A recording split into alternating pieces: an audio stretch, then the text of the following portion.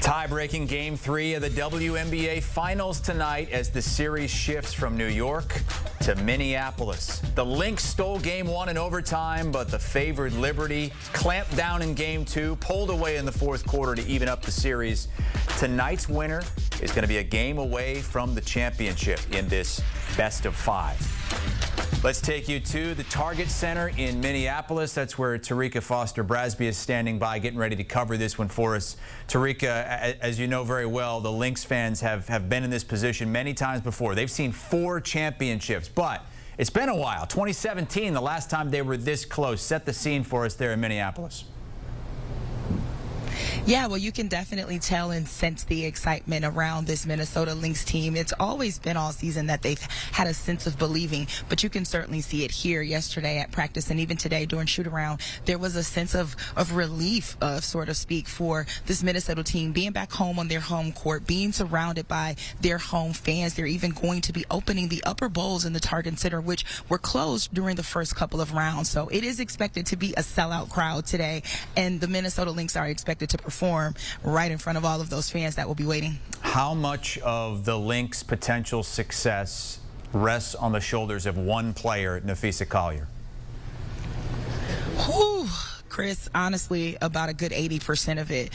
One of the reasons that this Lynx team has kind of looked out of sorts against the Liberty in the first 2 matchups was because Napheesa Collier wasn't able to perform at the level that she is accustomed to performing. She averages about 40 points per game, but if you notice in this postseason, specifically in this finals, they've been able to quiet her as much as possible. Now, she did have a 27-point performance in Game 1, but that also included overtime and a heroic effort at the end. So it is going to be crucial for this Lynx team to get going early here in Game 3. They have Collier, they have the crowd, but the Liberty have a lot more, and that's why they've been a favorite to win the title for much of the season. That's why they're favorites to win it even after splitting those first 2.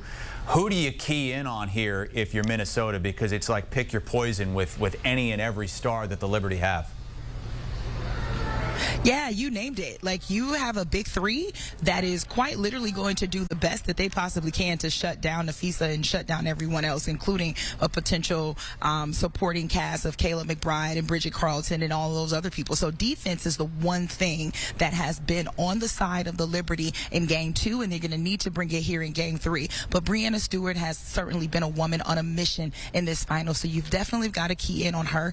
Even though we've seen Sabrina Ionescu be effective from the offensive end, you still don't feel as if we've had a real Sabrina impact in the game just yet. And so I anticipate that she's going to be someone that Minnesota is going to try to minimize and neutralize, but I don't know how successful they'll be. She definitely is someone who seemed to be fired up at practice and at shoot-around, wanting to get a little bit more energy out of herself. So I think that it really is a pick your poison, but if you key in on Stewie and you key in on Sabrina, you probably got a better chance.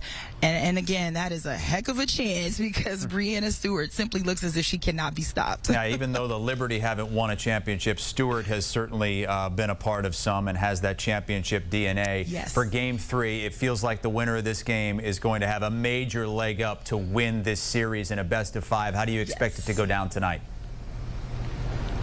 Yeah, the percentages show that winners of Game 3 typically go on to win the series, and I think most of us expect that this is kind of Game 5 territory, right? We feel as if neither one of these teams are going to want to budge, but I think today the edge just may go to Minnesota. It just kind of feels that something about being back in this building, being back around this crowd, and having the experience of, Cheryl Reeve as your head coach, having the experience of Katie Smith and Rebecca Brunson on your bench, those kinds of things come into play when it gets down to the wire. Cheryl Reeve has been amazing at coaching this series thus far, and I think that this is the kind of game that she looks forward to showing off a little bit of that expertise. And don't get me wrong, Sandy Brondello is no slouch. She knows exactly what it means to coach in the big moments as well. She's a championship head coach as well, but I think Minnesota has a little bit more of the edge in this one. Terrika Foster-Brasby in Minneapolis at the Target Center site of tonight's Game 3. Look forward to more reports heading out throughout the rest of the the night and then the rest of this series.